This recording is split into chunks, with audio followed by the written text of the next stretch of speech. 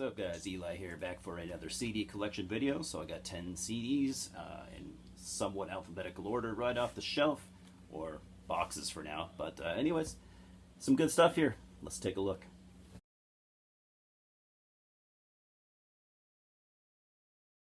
Now the first one we're talking about here is one that, it's a band that I've talked about numerous times on this, for a very good reason. I like this band a lot. They are a black metal band out of Germany called Imperium Deceit. This is their most recent full-length album from 2019, Season of Mist Records. Actually, Napalm Records. They were on Season of Mist, I'm pretty sure. Napalm Records now. Napalm and Season of Mist are almost the same thing nowadays. So, like I said, talked about this band a lot. They're awesome. They are kind of an atmospheric black metal band, but not as atmospheric as some. I'm not really sure. They're somewhat melodic, yet they're not like a melodic black metal band. They're a really good combination of, you know, riff-driven black metal, melodic black metal, atmospheric black metal. Kind of put that into a blender. They're amazing songwriters, amazing musicians. Very underrated black metal band, and if you haven't heard them and you like black metal at all, definitely check them out.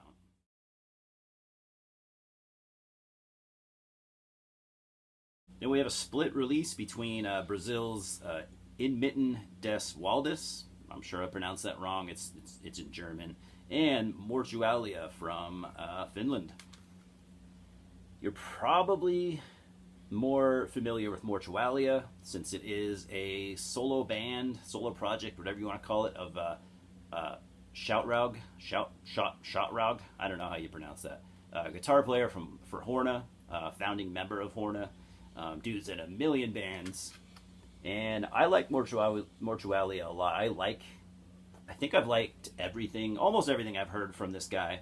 Mortualia are definitely more my cup of tea than some of his stuff. It's just total atmospheric, depressive black metal, and I love that kind of stuff. Minimalistic. I don't know. He's one of the guys that does it right. The split is from 2009, and so the In Mitten Des Waldis side, that is also a solo band of a guy named Jay Held. He's a Brazilian guy. He's been in many black metal bands over the years, tons and tons and tons.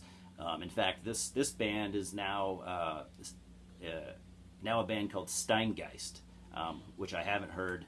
I definitely picked this up for the Mortualia side, but you know, the other side is really, really good. I mean, I have some of his other stuff too, so I guess to say I am kind of a fan. Mortualia started in 2007, and actually, I know I said it was a solo band, but actually since 2016 he added a drummer, so I guess it's sort of not a solo band anymore. But anyways, this came out on Dunkelheit Productions. It's a really good split. I definitely recommend it if you are a fan of depressive black metal like I am.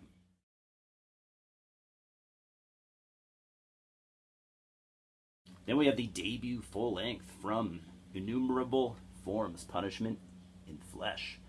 I like this album a lot. So this band formed in Boston in 2007.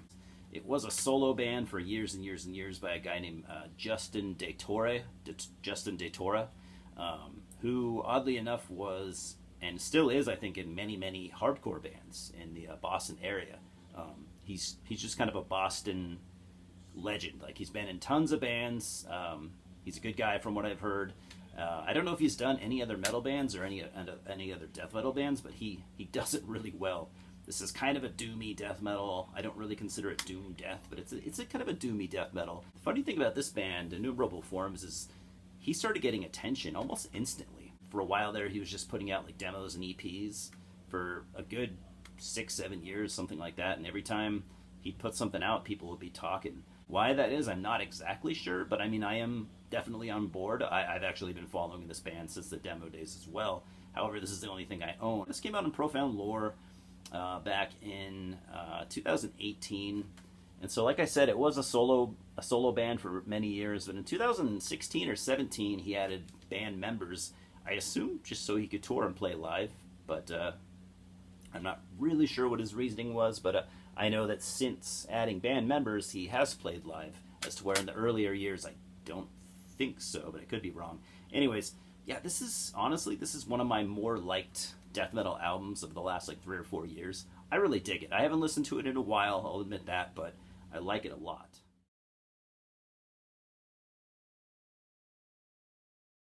Next, we got a couple of albums from Inner Thought, band out of Canada. Inner Thought was kind of most well known as a band started by Bobby Sadzok. Don't know if I pronounced that right. Right around 1989 or so, after he left the band Slaughter. Yes, the Slaughter with the Strapedo album. Bobby was in that band. He was a guitarist. Like I said, he left around 89 or so, formed Inner Thought. Inner Thought were a completely different beast from Slaughter.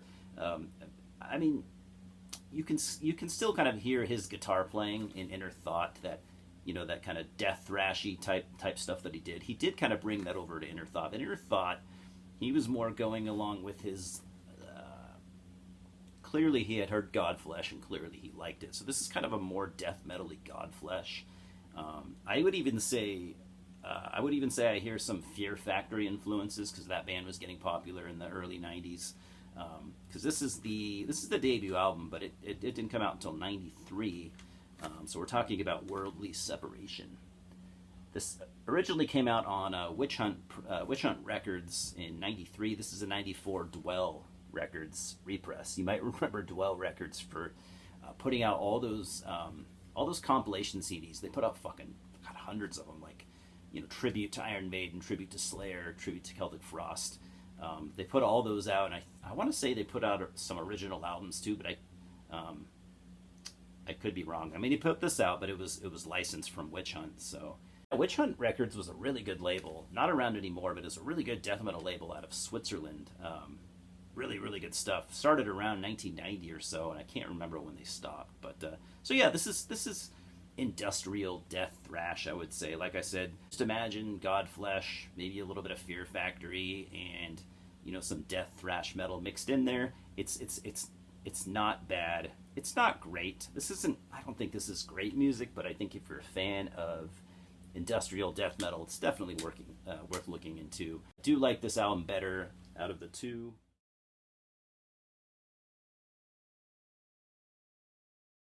Because the next one we're going to be talking about is the second album from '95, and again I have the '96 repress, so it's called Perspectives. Look at that cover art, is just horrendous. Very 1995, right? Like the last album, this came out on Witch Hunt Records, but I have the '96 Dwell Records repress. As you can see, my copy's pretty beat up. I've had it a long time. This album is even more industrial sounding than the last one. The industrial elements start taking over the death and thrash just a little bit. There's even some tracks on here, at least one track where there's some rapping going on. I know that's probably going to turn you away. It usually turns me away too. I don't remember hating it, but yeah, this is not something I'd reach for very often, if I'm being honest. But I don't know, for what it is, this band is decent. If you like Godflesh or Fear Factory at all, it's at least worth giving a listen. I'd check it out if I were you.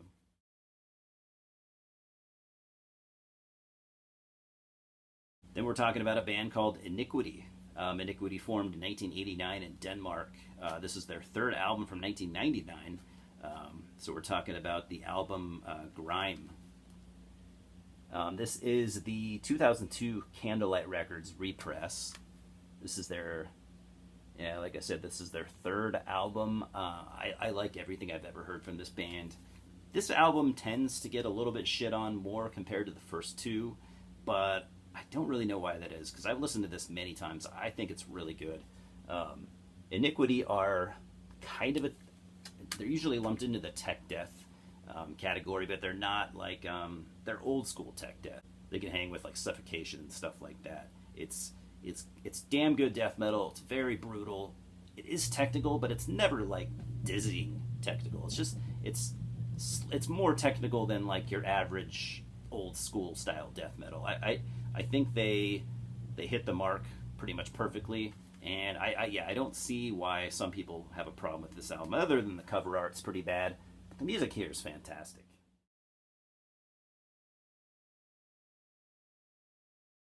Then I've got an EP by a Polish black metal band called Infidel. They formed in Poland in 2006, and this is their EP from 2012 called Eviscerate Yourself. That doesn't get more angry sounding than that. Limited to 999 copies on Old Temple Records. Pretty prominent Polish black metal label. I have listened to this one time when I first got it, like 3 or 4 years ago. I don't remember it too well. I just remember it's fast, kind of fast, brutal black metal. Not super old school sounding, not overly modern either. But I would put it more in the modern black metal realm. I need to listen to it again. Like I said, I haven't really given this a lot of attention. Pretty good from what I remember. Check it out, Infidel from Poland.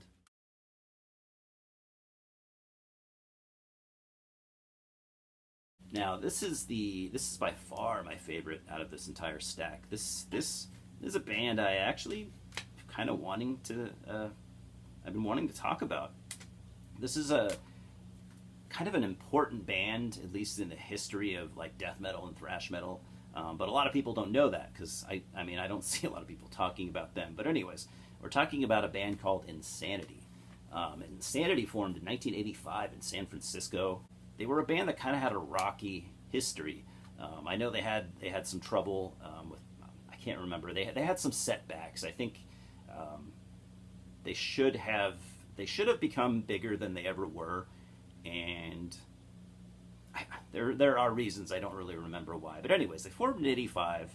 They put out a demo in '85. So this band is known for being, they're like an early death metal band. They were playing like first wave death metal. Their '85 demo is I would call them like a death thrash band, but a lot of people just call them, a lot of people call them a first wave death metal band, and that's not unfair to say.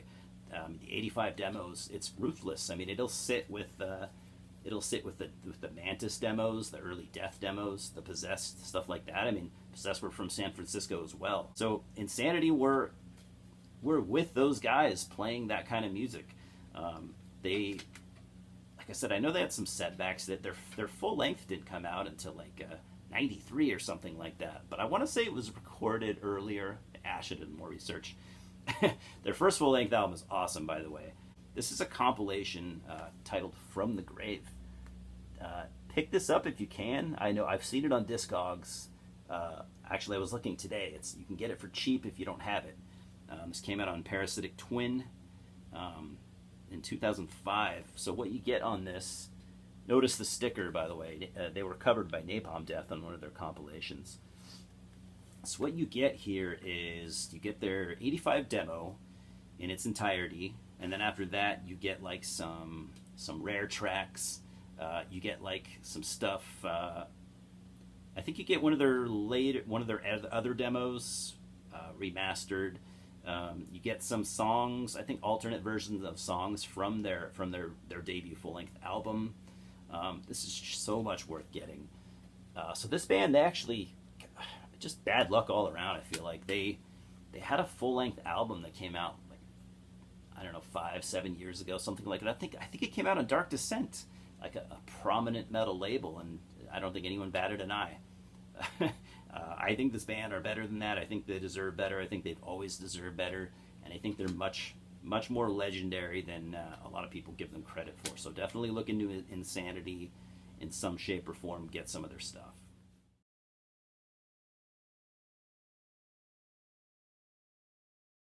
Then we have another kind of, at this point, kind of cult band.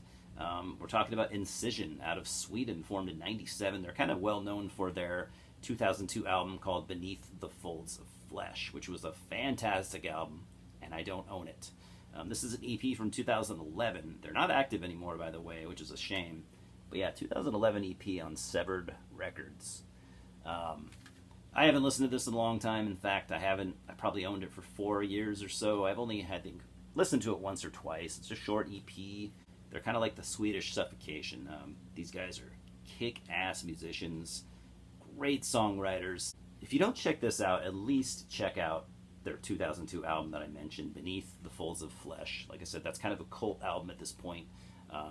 Definitely check that out if you like stuff like Suffocation.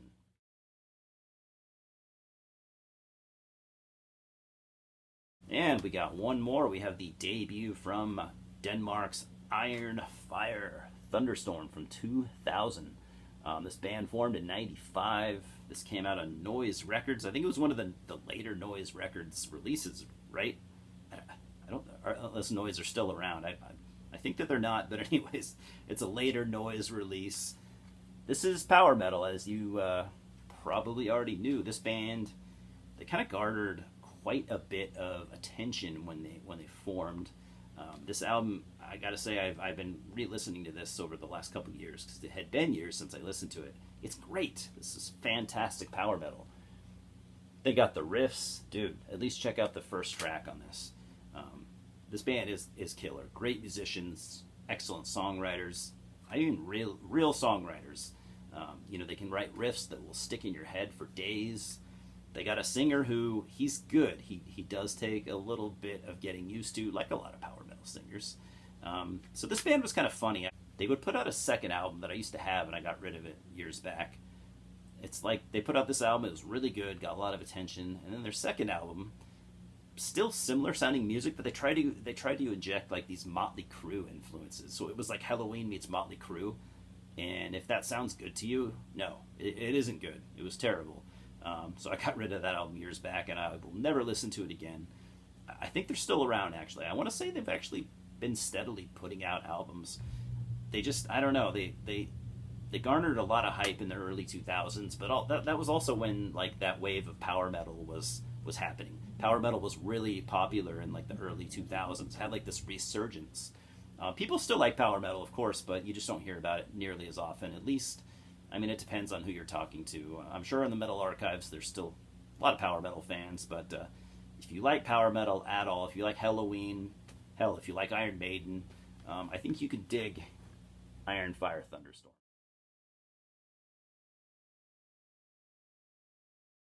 So anyways, guys, that's all I got. I am still working on my LLN video. I promise that's going to come out. I'm not saying any of you care. It's not like anyone's been asking, but I've been working really hard on it. In fact, so hard that I've been getting lazy and I've been slacking, because that's kind of what I do. But I want to get that out within the next week or two. I should just bang it out. I could probably have it finished in a day or two if I worked hard, but I don't work hard. Anyways, guys, as always, thanks for stopping by. We will talk soon. Cheers, of course. Louis says hi.